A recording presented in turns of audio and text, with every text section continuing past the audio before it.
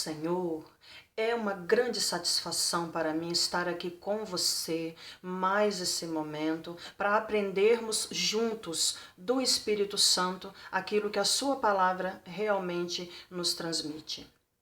Eu gostaria de trazer até você nesse vídeo uma mensagem bastante forte, uma mensagem esclarecedora, uma mensagem do Senhor, a mensagem que edifica cada vez mais e que nos mostra a cada dia aonde está ocorrendo as distorções do Evangelho. No mundo atual, onde o Evangelho está sendo pregado, essa era contemporânea que nós estamos vivenciando, infelizmente, as distorções do Evangelho, elas caminham juntas com a pregação. Infelizmente, amados. E é por isso que eu estou aqui, pelo Espírito Santo, para transmitir para você a verdade. Doa a quem doer. Eu quero dizer para você, em primeiro lugar, que o cristão ele tem que viver na presença do Senhor, buscando discernimento, buscando a verdadeira palavra do Senhor, buscando aquilo que é enquadrado dentro da sinceridade de Deus, e não um evangelho forjado por muitos homens, conforme a gente vê por aí. Muitos pregam e forjam a palavra do Senhor. Ai desses, diz a Bíblia. Eu gostaria de relatar aqui para você um fato que eu vivi. Eu vi, ouvi e eu vivi isso dentro de uma determinada congregação. Eu não vou citar aqui nomes porque não é esse o motivo ao qual eu fiz esse vídeo. O Espírito Santo me tocou que fizesse para te orientar, para te mostrar algum exemplo de onde a palavra do Senhor ela vem sendo distorcida.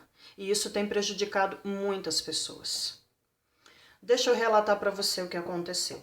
Estava eu na congregação e era culto de Santa Ceia e veio um pregador de fora. As pessoas têm mania de pegar o pregador de fora e coloca lá em cima. Casa de oração mesmo, vaso de honra dentro da casa, a maioria esquece de valorizar. Então você que está vendo essa mensagem, que é um pastor de uma obra, que é um dirigente de uma obra, um líder espiritual, valoriza os vasos que você tem aí dentro da casa do Senhor. Valoriza, porque esses você está convivendo. E esses é mais fácil de você conhecer do que aquele que vem de fora. Entristece muito as pessoas que estão na obra junto com ele, é o fato de que eles esquecem de reverenciar aquele que está na obra com ele todos os dias, ombro a ombro, lutando, batalhando com ele, pagando preço, jejuando, sacrificando a sua carne por amor à obra do Senhor. E de repente, o pastor da igreja, o dirigente da igreja, ele não reverencia esse vaso de casa tanto quanto ele reverencia um vaso de fora. Então eu quero enfatizar aqui isso, que deve-se valorizar também os vasos de casa, não é só os vasos de fora. Deve-se tratar com reverência, porque a palavra do Senhor diz: dai honra a quem tem honra. E aquele que está ao seu lado, ombro a ombro na obra do Senhor, ele é digno de honra. E primeiro ele já foi honrado pelo Senhor. Veja bem, primeiro ele já foi honrado pelo Senhor. Por isso que ele está ali do seu lado na obra, pastor. Por isso que ele está ali na presença do Senhor junto com você. Ele já foi honrado pelo Senhor. E se ele está ali, é porque ele tem no coração dele desejo de fazer a obra. Então não deixe de honrar aos vasos da sua casa do Senhor primeiro, para depois honrar quem vem de fora. Aquele que está ali dentro, ele está chorando por uma oportunidade de fazer a obra do Senhor. É vaso humilde. E o pastor, muitas das vezes, a pastora não enxerga isso. Vamos olhar para as nossas ovelhas, pastor, com os olhos do Senhor. Pastor de Deus verdadeiramente, olha a sua ovelha com os olhos do Senhor. Lá estava eu nesse culto de Santa Ceia. E a gente viu a hora que o irmão, o pré-eleitor da noite, eu vou citar aqui um nome fictício, vamos chamá-lo aí de Paulo, que é um nome maravilhoso nas Escrituras do Senhor. Paulo foi muito bem recebido, até aí, maravilha. Eu acho que a igreja do Senhor tem que ser mesmo receptiva, tem que ser hospitaleira, tem que tratar todo mundo bem, com amor, porque esse é o foco principal do Evangelho de Cristo, o amor. E esse irmão estava lá, e como de costume, a igreja ela sempre concede a vários irmãos em todos os cultos oportunidades de contar um testemunho, oportunidades de entoar aí um louvor, ou qualquer outra coisa que o Espírito Santo tocar ao seu coração. Pois bem, chegou o momento da oportunidade de Paulo. Aí Paulo então leu a palavra do Senhor no livro de Malaquias, no capítulo 3, do versículo 8 até o versículo número 11. Acompanhe comigo. Bom, e aqui o livro de Malaquias, no capítulo 3, estou com a página aberta aqui na nossa Bíblia online, a partir do versículo 8. Acompanhem comigo. Roubará o homem a Deus? Todavia, vós me roubais e dizeis: em que te roubamos? Nos dízimos e nas ofertas. Com maldição sois amaldiçoados, porque a mim me roubais. Sim, toda esta nação. Trazei todos os dízimos à casa do tesouro, para que haja mantimento na minha casa, e depois fazei prova de mim nisto, diz o Senhor dos Exércitos. Se eu não vos abrir as janelas do céu e não derramar sobre vós uma bênção tal, até que não haja lugar suficiente para recolherdes. E por causa de vós repreenderei o devorador, e ele não destruirá os frutos da vossa terra, e a vossa vide no campo não será estéril, diz o Senhor. Ok, igreja. Leu a palavra do Senhor, e em seguida Paulo começou a falar. E essa palavra diz para nós que aquele que não traz o seu dízimo à casa do Senhor, ele está roubando a Deus. E aquele que rouba a Deus, o que essa palavra diz que é, irmãos? Aí um lá do cantinho gritou: ladrão! Como é que é? Eu não ouvi direito. Aquele que rouba a Deus, ele é o quê? Aí a maior parte do ministério entoou: é ladrão! Então ele perguntou: e ladrão entra no céu, igreja? Aí um lá do cantinho de novo respondeu: não ouvi direito, dá para repetir? Ladrão entra no céu? Aí a maioria das pessoas da congregação responderam: não! O Espírito Santo de Deus me deu uma visão tremenda nessa noite. Ele me mostra duas mesas. Uma mesa farta em alimento, abundante mesmo. E tem, junto com a alimentação, o refrigerante melhor do mundo e o mais caro, a Coca-Cola. A segunda mesa é a mesa que tem pouco alimento, muito pouco. Está escasso a quantidade de alimento nessa mesa. E o refrigerante que acompanha esses alimentos é o refrigerante mais barato que você compra lá no supermercado. E Deus me mostra mais. A mesa que é farta em alimento e que tem Coca-Cola para os familiares beberem é a mesa do crente que é dizimista. E a mesa que é escassa em alimento, que tem poucos alimentos para se alimentar, juntamente com o refrigerante mais barato do supermercado, é a mesa do crente que não é dizimista. Pois bem, e a pregação prosseguia. Para você poder alcançar a salvação e o devorador não entrar na sua vida, não seja ladrão na presença do Senhor. Traga o seu dízimo para a casa do Senhor, para que haja mantimento na sua casa.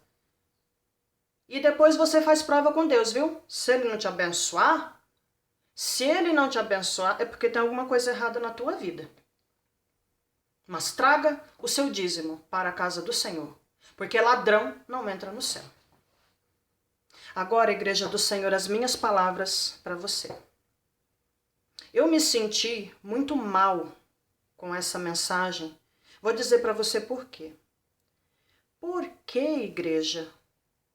Nós sabemos que isso não é verídico. O que ele fez para tentar pressionar a igreja, os irmãos, a trazer o dízimo para a casa do Senhor? Lavagem cerebral. Ele quis dizer o quê? Se você não traz o seu dízimo para a casa do Senhor, você está condenado. Ou seja, você não tem salvação. Se você não é dizimista, não tem céu para você. E nós sabemos muito bem que não é isso que a palavra do Senhor diz. Mas ele, com a sua sabedoria, para poder persuadir as mentes, o que ele fez? Aliou o dízimo à salvação. Ele quis dizer, você não traz o seu dízimo, você está condenado. Aquele que é dizimista, bebe Coca-Cola, né? E aquele que não é dizimista, bebe o refrigerante mais barato. Um absurdo na presença do Senhor.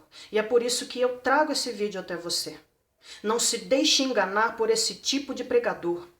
Não se deixe enganar por esse tipo de homens. Muitos homens como esse pressionam as pessoas, conseguem arrancar dinheiro delas e vivem disso. Acorda, irmão, acorda, não é isso que é o verdadeiro evangelho de Cristo. Jesus é amor.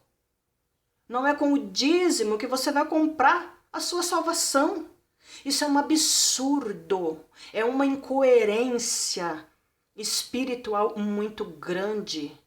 E que muitos até levam o dízimo para a casa do Senhor praticamente forçado, não é de coração. Não é como aquela viúva que a única moedinha que ela tinha, ela deu. Era tudo que ela tinha, mas ela deu voluntário, ela deu de coração. E esse vídeo, compartilhe, para que ele chegue até muitos. Quando tiver um pregador ministrando algo, seja lá em qualquer lugar, pede para Deus te dar entendimento, discernimento, sabedoria, porque Ele te dá. A sabedoria vale mais do que ouro. Sabe por quê? Porque quem não tem sabedoria na presença do Senhor, na maioria das vezes se torna escravo, se torna cativo. Quantos que servem a Deus porque estão pressionados, porque se sentem acuados diante de determinadas pregações que ouvem dentro da casa de oração? Busca do Senhor o discernimento e a sabedoria, e ninguém vai te enganar, porque diante de Deus nada passa batido. E Deus está em você, porque você é templo do Espírito Santo. Ele está em você. E Ele vai te mostrar, ó, não sou eu nesse negócio aí não. Essa palavra aí, que foi transmitida, não é entendimento meu isso aí não. Fica alerta aí, porque isso não está de acordo com a minha vontade, com a minha santidade. É assim que o Senhor nos mostra. É um absurdo. Eu não poderia deixar de transmitir para você esse fato, porque pode ser que você já tenha vivido algo semelhante dentro da onde você congrega. Peça para o Senhor sabedoria e o Senhor ele vai reger a sua vida sempre em nome do Senhor Jesus. O que a gente detecta também nessa mensagem? Que faltou o quê? Amor. Porque quem ama não fica só pensando em dinheiro. Quem ama não fica só pensando no seu bem-estar. Não. Muitos ali no templo, no dia desse acontecimento, poderiam não ter uma moeda para dar de dízimo. E com certeza, porque não tem entendimento, saíram dali tristes, achando que Deus ele pensa como esse pregador transmitiu essa mensagem. Achando que Deus é como ele. Ó, não traz a tua moedinha não, senão eu vou te jogar no inferno, viu? Absurdo. Absurdo. E eu fiquei meditando comigo, orando, buscando a face do Senhor e me perguntando. Já pensou se Deus fosse exatamente como algumas pessoas pregam? Se você é dizimista, a sua mesa é farta e você toma Coca-Cola à vontade. Agora, se você não é, só te resta a escassez de alimento e o refrigerante mais barato. Um absurdo isso na presença do Senhor. Quando tudo passou E eu fiquei meditando, eu pensei, Senhor, se o Senhor fosse realmente como esse pregador ele estava ministrando naquela hora, o que seria dessas pessoas que não conhecem Jesus, que não são dizimistas em casa de oração nenhuma? Meu Deus! E eu continuei ali pensando e coloquei o pregador em oração. Então, o objetivo principal desse vídeo, guarde bem isso com você, foi enfatizar que não há nenhuma restrição quanto a dízimo e salvação. Não há vínculo significativo entre dízimo e salvação. Não quer dizer que se você não é dizimista, você está condenado. Também não quer dizer que se você é dizimista, você já está salvo. Não é assim as coisas do Senhor. O foco do Senhor, como eu já disse anteriormente, é o amor e também a salvação de almas. E por isso, o Senhor não vai jogar ninguém no inferno por conta de ser dizimista ou não.